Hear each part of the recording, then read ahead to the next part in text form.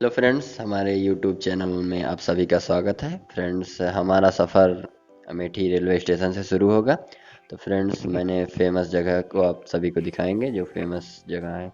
जैसे हमने स्टेशन ले लिया, बस स्टॉप ले लिया, और चौराहा ले लिया, और कोतवाली अमेठी ले लिया, और तहसील ले लिया, और सभी की जानकारी आप सभी को हम देंगे।